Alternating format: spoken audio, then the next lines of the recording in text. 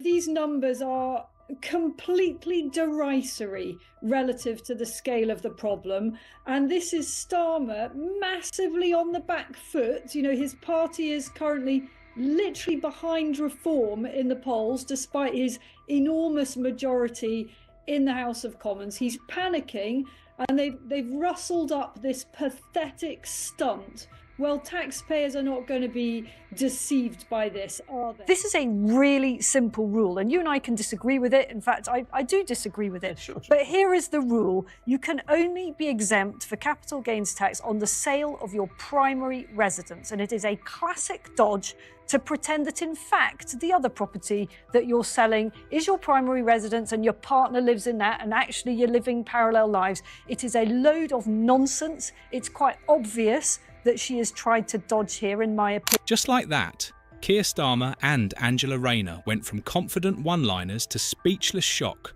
all thanks to Isabel Oakeshott. She arrived with facts sharper than Rayner's usual comebacks, and with timing that made Starmer's awkward pauses look even worse. One moment they were tossing slogans around. The next, they were exposed, pinned down like leaked messages no one wanted anyone to see. Isabel didn't just challenge them, she dissected their talking points and laid them bare. What did she reveal that sent Labour scrambling? This wasn't a debate. It was a total demolition. You know, taxpayers are entitled to be absolutely bloody furious that once again their intelligence is being insulted and their hard-earned cash is being squandered arranging exclusive private jet travel for Albanians who, you know, let's be frank, Have broken the law. Have broken the law. They've broken the law, and what are they getting? 4 seats each or something on the private jet. What an absolute joke, and what a disgrace this government is. And I think she's in real difficulty. Not the kind of and thing it that is should such a resign trivial over. amount of money. And I wouldn't mind so much if it weren't for the fact that Labour is so profligate with our money and proposes ever higher taxes, yet doesn't want to pay them themselves. Keir Starmer once told a crowd he had a plan. That should have been the first warning. If Starmer really has a plan, it's probably laminated, colour-coded, signed off by a committee of 6 unknown advisors, and comes with at least one pre-scheduled apology. Beside him, like an unnecessary subplot in a badly written soap, is Angela Rayner, whose presence is like shouting into an empty tin shed, loud, hollow, and completely confusing. The purpose of this government is to make our public services and our economy work for working people, strengthen our country in a world that increasingly preys on weakness. It's a cause that demands nothing less than the full power of government. Yet that's precisely what's broken. Then Isabel Oakeshott entered the conversation, cutting through the noise like a literary chainsaw dipped in sarcasm. Suddenly, the entire Labour fantasy collapsed, like Starmer's latest manifesto accidentally left too close to a radiator. For this, because we're the ones that have to face the consequences of having all these people in the country, in our country, who should not be here, and they're using it as some kind of hotel, despite the fact that many of these people that we're talking about here in these court cases actually have serious criminal records. Yes. Keir Starmer is the kind of man who could watch a building fall and still need 6 focus groups to decide whether it was tragic. His political instincts are so cautious that he spends more energy avoiding offence than actually achieving anything. Angela Rayner, meanwhile, seems like someone tried to capture working-class authenticity, put it through a spin machine, and then had it read aloud by a glitching Alexa. Dry it, all done that, hope it goes away. Or you can strip it out, rip out the plaster, and deal with the problem once and for all. Isabel Oakeshott didn't just criticise them, she tore them apart like a rogue GCSE biology project. She didn't need sensational quotes or dramatics. Logic, a touch of contempt, and a sharp side-eye were enough to slice through Starmer's famously vague policies like a scalpel through wet paper. There is going to be political hell to pay for this deal that's being done today, this very, very dirty deal. Starmer has long been desperate to reverse Brexit, and now he's in a position where he's doing it in stages. This is a big set of concessions that he's making today, and actually far be it from me to praise the Tories, but I think James cleverly had it right when he tweeted this morning that Starmer has got diplomacy the wrong way. Let's look at Starmer's version of leadership, which seems to involve performing political taxidermy on every idea that once had life. He's taken Labour, a party that once had energy, and turned it into a TED talk delivered by an exhausted HR manager. Starmer promises change like an unreliable builder, all the tools, no real plan, and when challenged, his emotional range is about as expressive as a self-checkout machine reminding you to remove your bagged items. Rayner, meanwhile, struts into debates like she's on a never-ending episode of EastEnders. She seems to think that yelling, "I'm one of you," loudly enough will make people ignore the contradictions she throws around like confetti. Her approach seems to assume that being loud equals being right, which might work if the audience was 6 years old, but not in politics. But unless we fundamentally reform the way government goes about its business, unless we first change how we try to change the country, then the hairdryer is all we've got. And this is a big job. Prisons overflowing, the NHS on its knees, a £22 billion black hole in our public finances, which, to put that in context, is nearly half of what we spend on defence of our... Isabel, of course, wasn't having any of it. She treated Starmer's fake sense of integrity like a cheap knockoff handbag. Looked decent from afar, but up close, the stitching was off, it smelled wrong, and it was probably held together with the tears of betrayed trade unions. She highlighted what everyone had known for a long time. Starmer shifts his positions more often than a mattress in a budget hotel. He backed Corbyn until it became awkward. He embraced Brexit when it suited him. He courted centrists, flirted with the left, and now seems to chase whoever is leading in the polls that week. Angela Rayner, meanwhile, was no match for Isabel's precision. Isabel cut through her rants effortlessly. Behind all the performative outrage, Rayner appears to believe that shouting about injustice is the same as fixing it. That if she drops enough G's and reminds everyone she once worked in a care home, people will ignore the fact that her policies are full of holes. Let's be clear, Isabel Oakeshott doesn't just attack with passion. She operates with cold precision, like a surgeon bored of playing operation. She made it clear that Starmer is less of a leader and more like a screensaver, occasionally flickering into relevance, but mostly just floating around, doing nothing. His big vision for Britain? Make everything slightly less embarrassing and sprinkle in some inspirational cliches.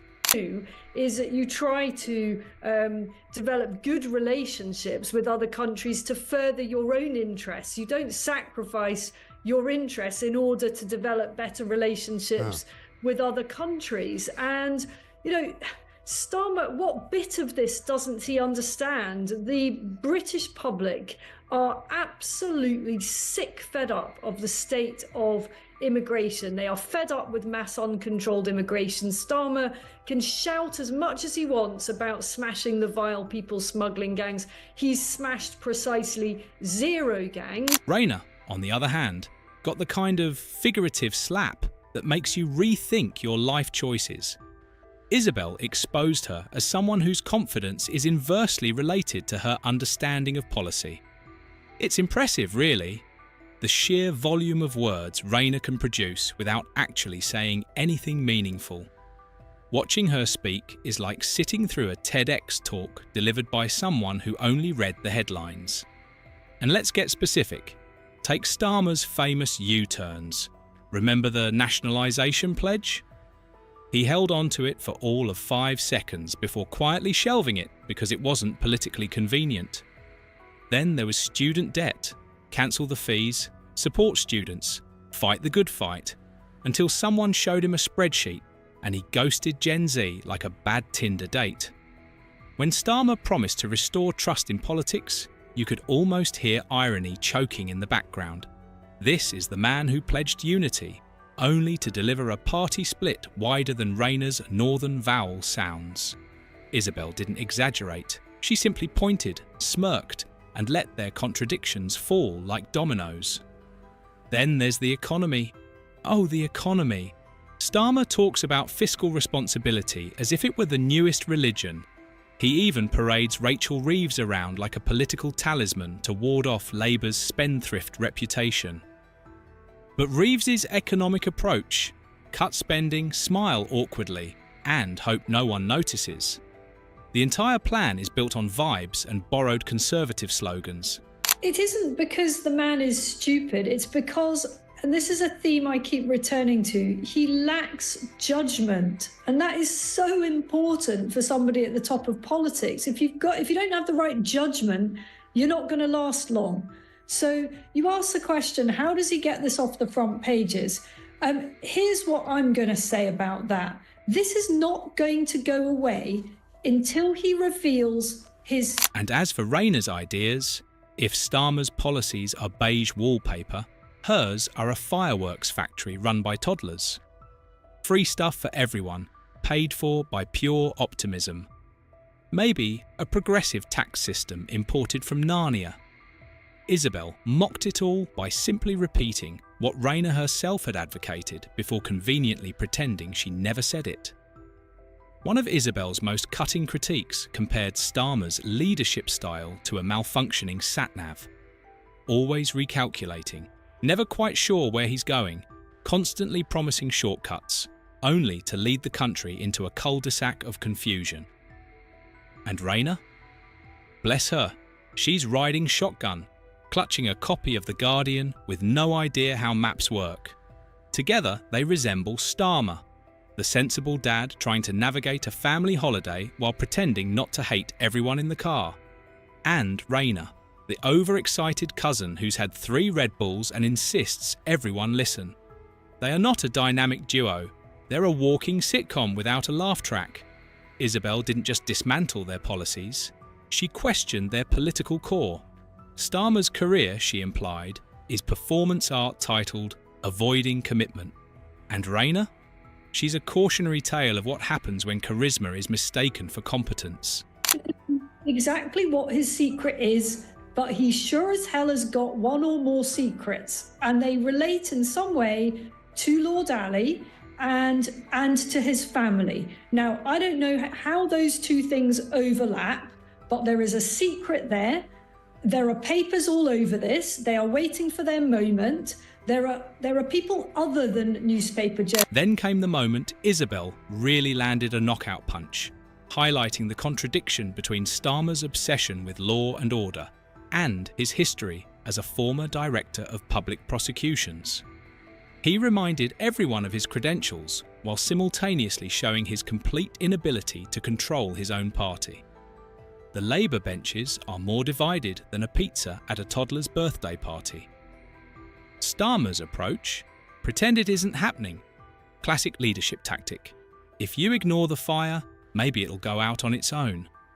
Rayner's greatest hits are equally tragic. She tries to be the voice of the people while also being the voice most people wish would just take a breath. Her speeches mix half-remembered slogans with pure volume. She once described herself as a warrior, which makes sense only if your definition of war is making increasingly aggressive facial expressions while expecting someone else to explain your policies. Isabel made it painfully clear. The Starmer-Rayner duo is a political blind date gone horribly wrong. One wants to play it safe and order sparkling water. The other is halfway through a 3rd Jaeger bomb, lecturing the waiter on class betrayal.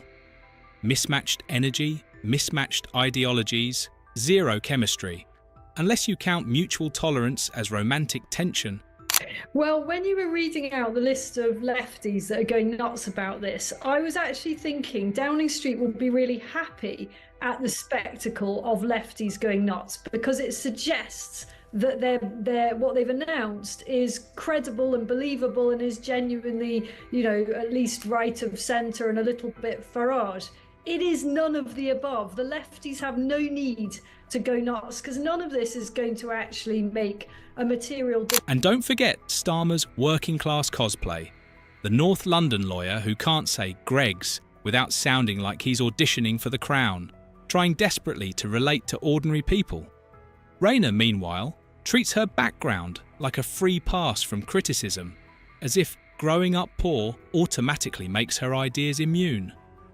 Isabel skewered both with the precision of a satirist exhausted by the same tired pantomime. Even Starmer's attempts at big speeches fall flat. Every time he announces a defining mission, you can almost hear a board advisor whisper, "Make it sound Churchillian, but not too exciting."